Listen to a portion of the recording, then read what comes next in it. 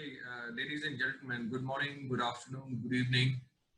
Um, in continuation to the Outstanding Security Performance Awards India, which were held in the month of August in New Delhi in association with BW Business World and media partners BW Security World, BW Defense, BW Police, and Security Link India. As you are aware that we had a couple of panel discussions before the actual award ceremony, and uh, we got an extremely positive and overwhelming response from the audience that they could not hear all the panelists. Uh, there was shortage of time, and the panelists they wanted to hear more from the panelists. So, keeping that in mind, we are continuing taking it up from there and talking to each panelist, and we are doing this one-on-one session with each of the panelists. So today, I am glad and happy to invite Colonel Inderjeet Singh, who is the Chief Information Security Officer with Vara Technology. Welcome, Colonel Inderjeet. Thank you, Mr. Mathur. How are you? And it's really wonderful to be here with you today for discussing the cybersecurity issues. Thank you so much. And I must congratulate the award ceremony, and the event was really wonderful and phenomenal.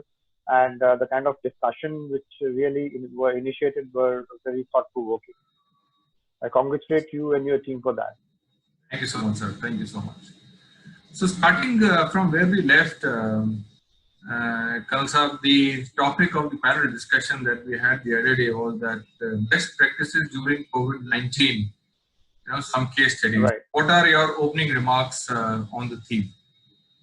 Yeah, so what has happened is that working from home has primarily increased the attack surface very exponentially, and multiple vectors of cyber attack through the heightened dependency on the personal devices which have come into place, your BYODs which are coming into place, your home networks come into place. So it's really increased. So it's a paradise for the hackers today to get into any network, attack on their will and wish, and take it on. And that is what they're trying to do right now. And what they have evolved also is that social engineering tactics, which are very effective, which we are seeing now during the COVID-19 period. That is really kind of making things really vulnerable. And people, while they're working on the emails, they are actually very vulnerable to the social engineering attack. And what is a matter of fact is maintaining a cyber resilience of these highly interconnected devices is very challenging, right? So having said so, if we are not getting the cyber resiliency, the networks are vulnerable, the critical business assets and function are significantly more exposed now, right, to all these targeted cyber attacks. And the nation state actors have also started playing the role. Like I was trying to tell you that the nation state actors are trying to attack the power grid, the road networks, the railway grid, and other important infrastructures which are there. And essentially, what has come in the last couple of months, we are seeing is that there is a total shift in the critical infrastructure dynamics, and hospitals are like the new IT sector, and they are actually under a lot of acute pressure. And while they're being hit, particularly while the doctors are operating COVID patients, they are hit hard by the form of ransomware, which are kind of aimed at disrupting their vital services. So those kind of things which are damaging right now, what we are seeing, and this is going to continue for quite some time. And at the start of the coronavirus itself, we had seen that the focus of the complete CISOs of industry, the company, has changed. Their budget allocations have changed, their thought process on the spendings have changed, their priorities have changed, right? What they actually thought they would be doing, they're not doing, right? Now the focus, which has almost become, it's gone to the multi-factor authentication. right? So now they're busy, covering all the gaps which are there, because a lot of people are working from home. Most of the devices are unsecured, unsecured Wi-Fi. They don't have a DLP solution. So one is a multi-factor authentication. They're also trying to, uh, put their budget into kind of securing the better VPNs and the rollout of VPNs for the users, their employees. And it is like, the spendings have changed. We never thought that there would be the spending of this nature altogether at the start of this financial year, and suddenly the focus has changed. The spending pattern has changed. While we were looking in for other niche technologies altogether to get into, now we are talking of the technologies to secure all the endpoints first, right? And we are trying to plug in all the vulnerabilities in the remote work applications. Right. So those are the kind of things what we are seeing last couple of months, and this is a big learning what has happened, and all industries, whether it's a financial institution, your insurance industry, uh, there's a the dynamics of securing their network. The prioritization has totally now different from what we have seen earlier, before the start of the COVID. Thank you, Kansal. This is very interesting perspective that you have given from the CISO point of view, the new learnings during COVID-19. Yeah. We've been talking to various security professionals, one of during these series and even otherwise, and we were given to understand that the security, whether it is physical security or IT security, is playing a new major important role. And we often say that Right. CSO is the chief advisor to the management these days. Uh, Right. is it the same case with CIS or CIOs of Right. organization? Okay. The CISO primarily now plays a major role during the COVID time, which has emerged, and you practically want all your networks to be secured first. Whatever size of your organization may be, maybe the small size, medium size, or larger size, you have a data, and you need to safeguard the data at any cost, right? And no organization today, practically can expect a CISO to achieve faultless security in the current context of COVID.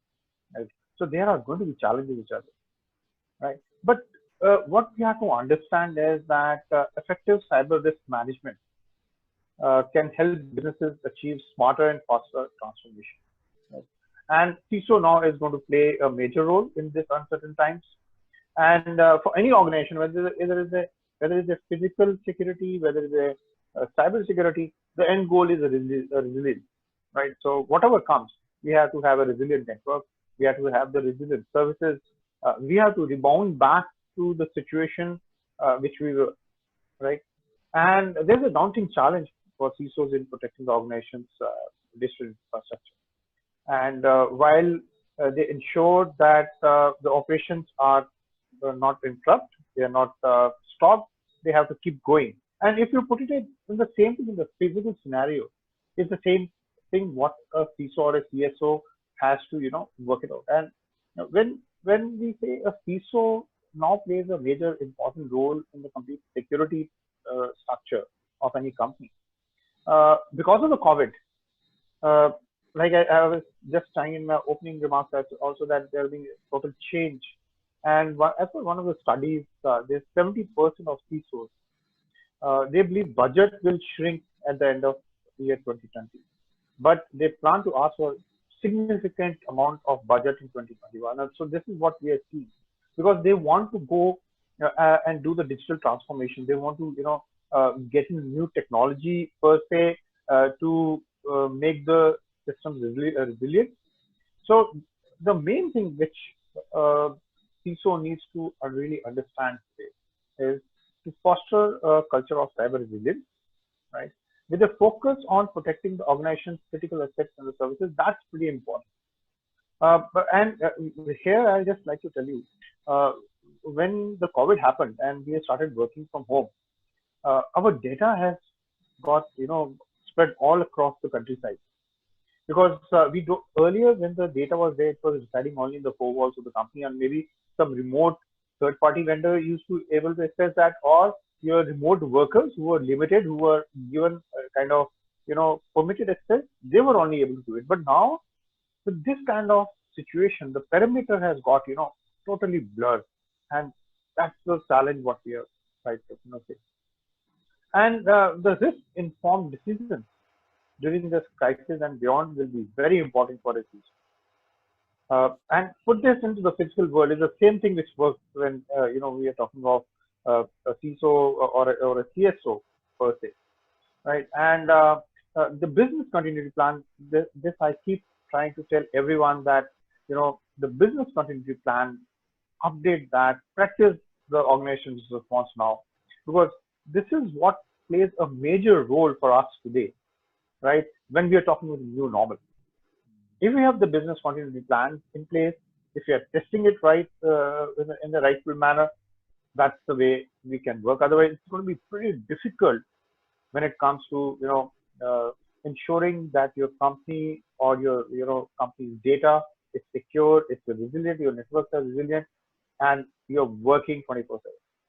And you need to So, strengthen the ecosystem by collaboration, because now CISO plays such an important role in the organization itself, because he is the key man who's kind of securing the data, ensuring that the data is secure, and there is no loss of any business at any given time.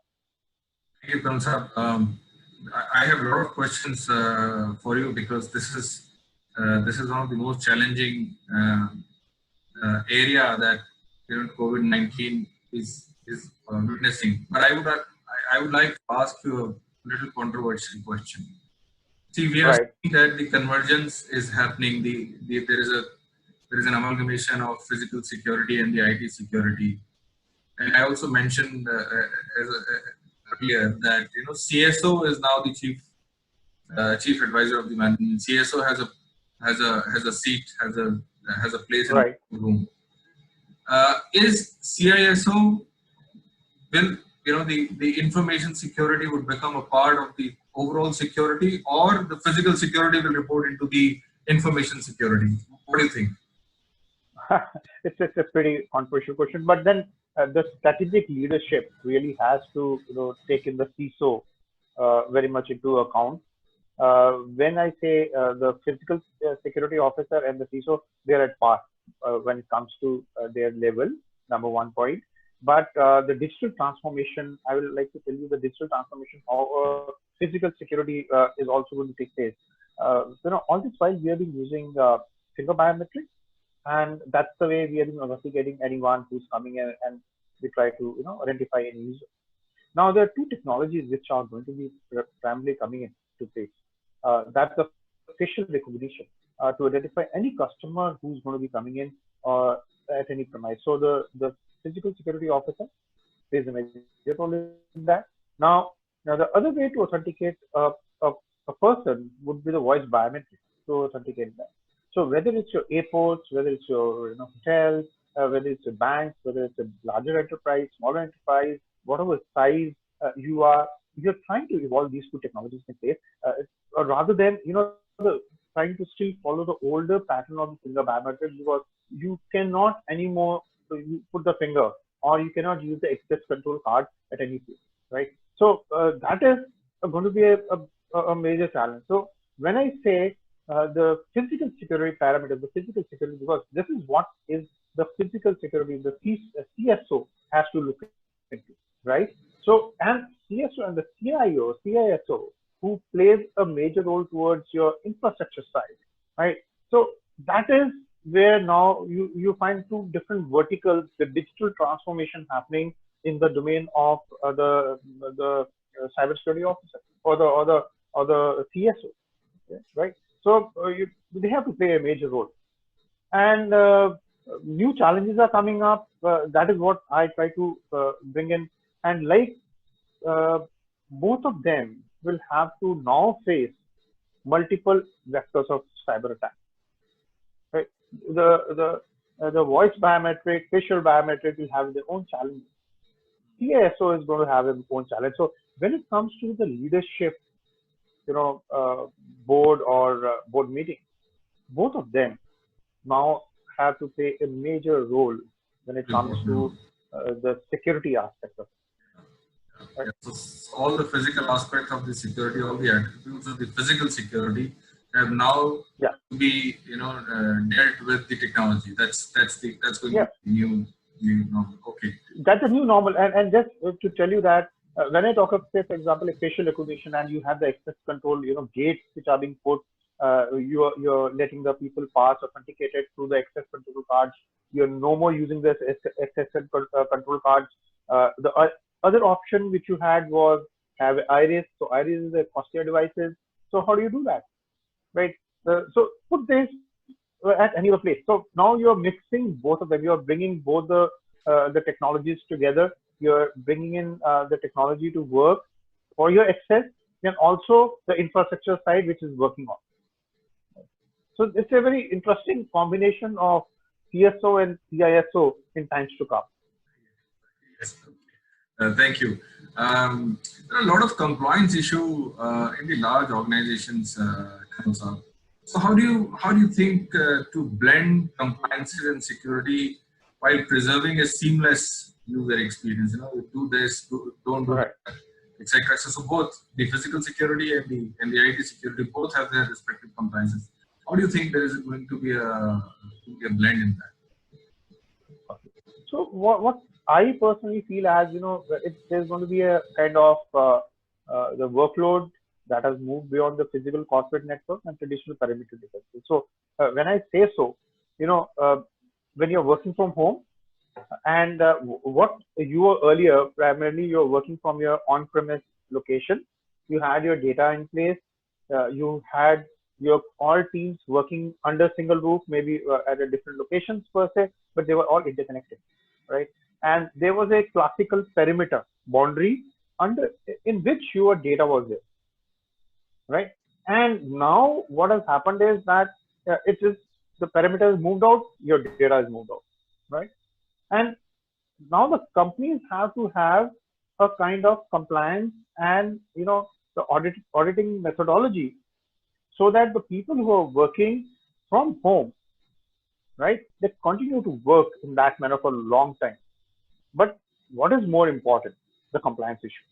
And when I say the compliance issues which are there, I will put it at a two levels. I'll try to work it out. The compliance issues.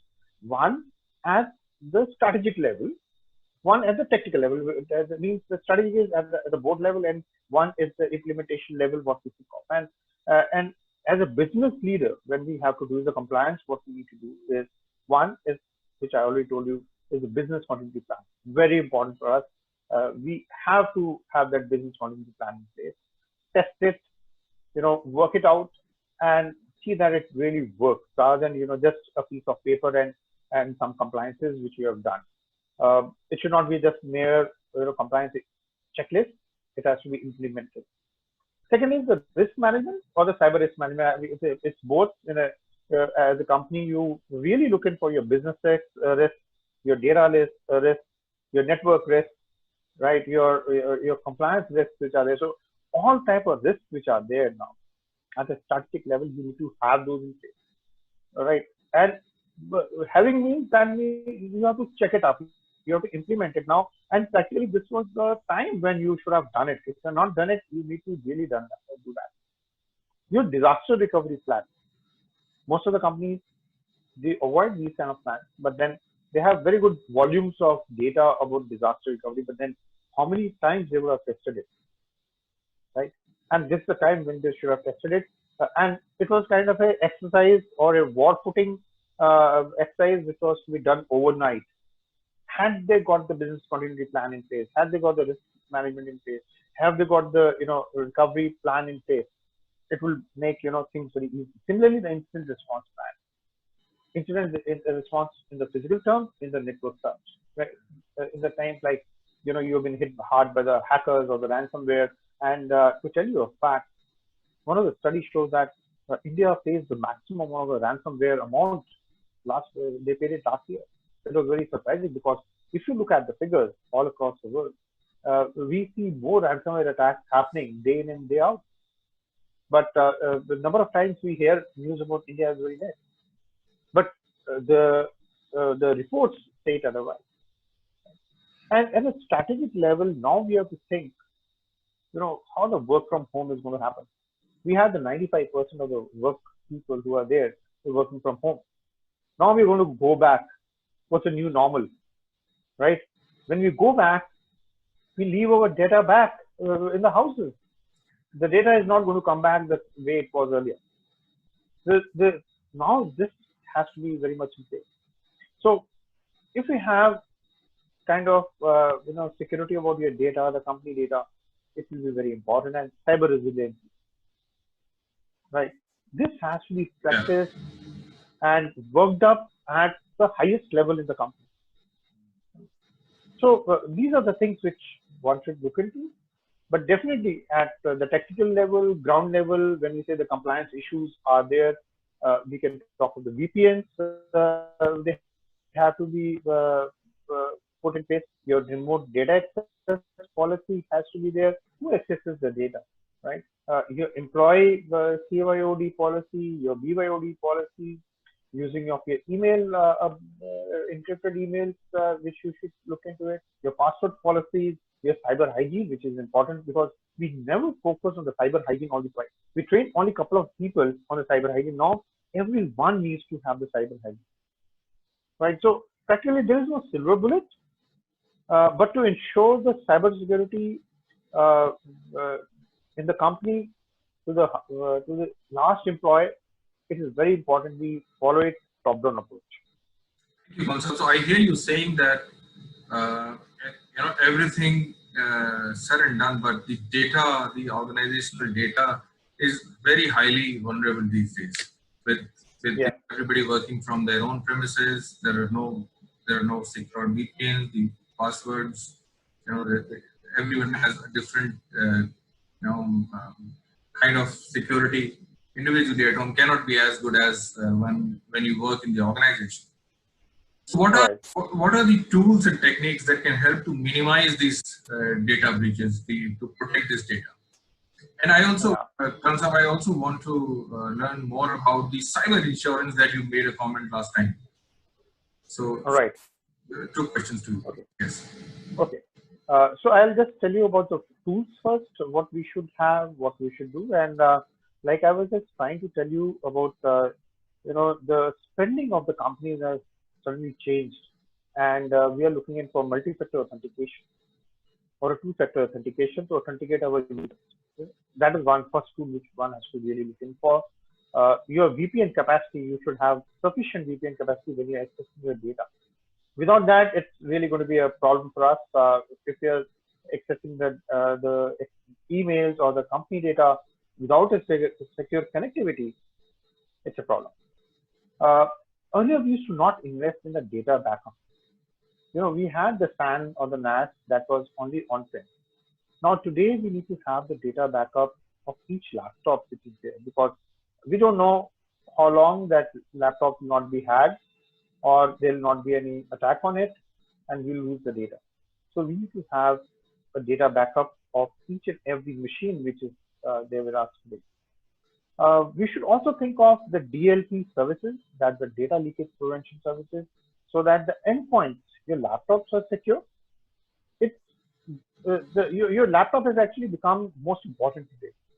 Your UEBA, that's user behavior analysis, is important as to what is your user doing now, what is your employee doing now, all this while on the laptop.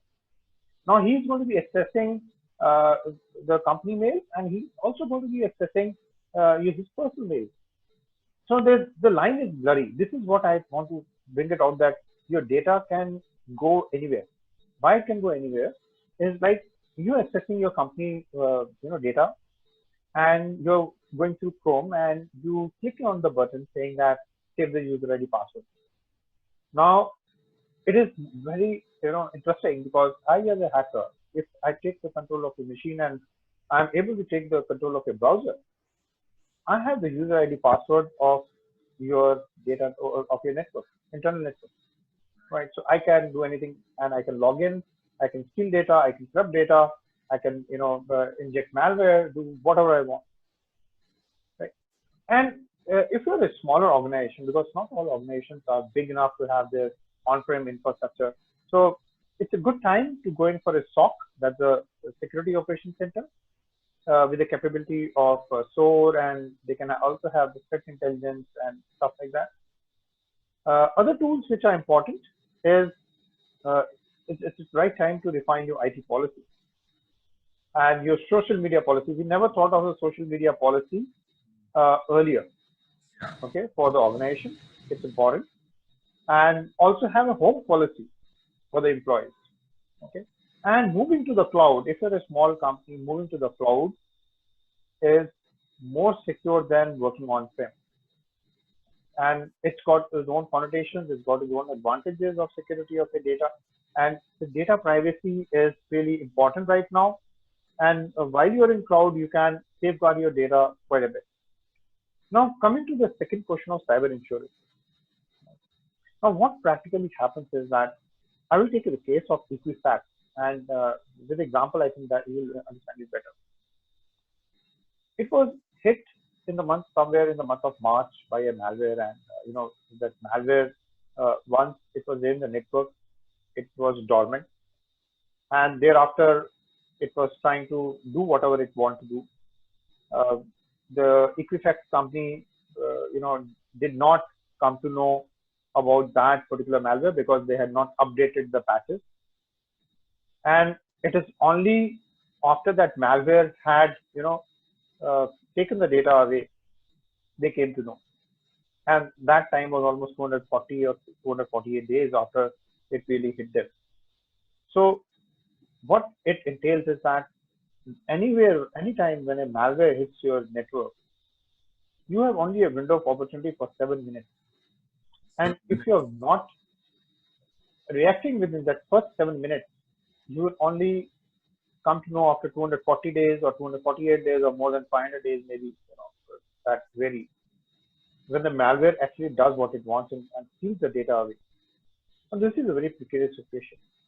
Why? Because we don't do a patching of the network in time. There are lots of patches which are there, but we don't do it. Okay, or it's very difficult at times because the IT person who's there doesn't do the way it is required to be done very regularly.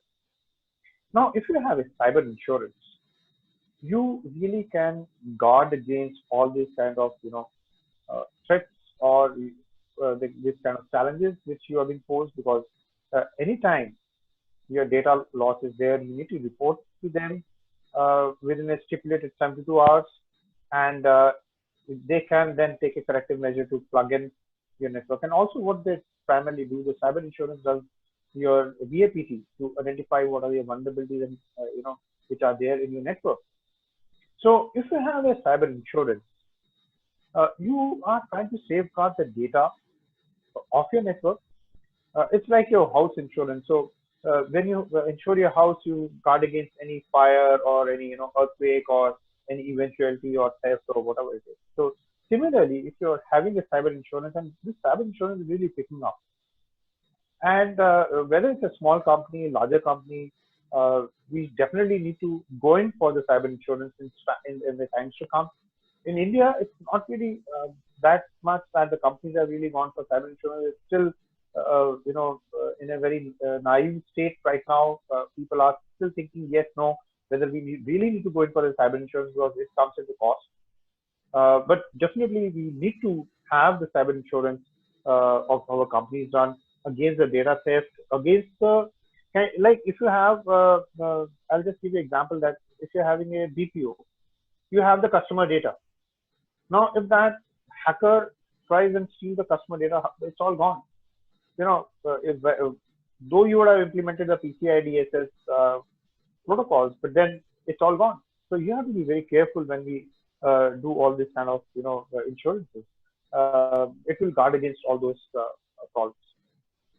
Thank you, Kunsa. Very interesting. I was, we were really thinking that 30 minutes would be enough to understand more from you. But I think the time is still. I'm still feeling that time is much shorter, and there is so much to talk to you and learn from you. But since we have Right. limitation of time, I would like to ask you 3 points that you want the audience to keep keep in mind during this time and beyond. Very quickly, 3 points, please. Okay. One, while the threat landscape is very large, secure your data and secure yourself, because you are no more a customer on the social network. You are a commodity. You are sellable. Your data is being sold. So be very careful when you are browsing any social media site. Secondly, try and secure all the networks which you are handling today, because your the data is not there with you. So it's a porous perimeter. We have to be very careful. The networks need to be secure. We have to go in for something like zero trust or other kind of technologies altogether to secure our network. Third, uh, secure endpoints.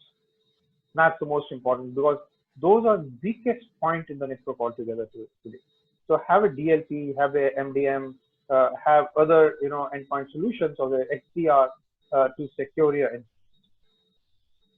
Thank you so much, Kansar. With that, we come to the end of this session, and I'm sure I have a lot more questions to ask you, but I also request the audience, if they have the question, they can write back to us, and we will forward it to Colonel Inderjeet Singh. On his behalf, I assure you that they will be answered as soon as possible. So, Colonel Saab, thank you so much, and we look Thank forward you. to have more of your time, more of your knowledge, and more of your thoughts as and when we get the next opportunity. Thank you so much. Thank you. It's really a pleasure to be with you. Thank you, Mathur ji. Have a great day. Thank you so much. Thank you.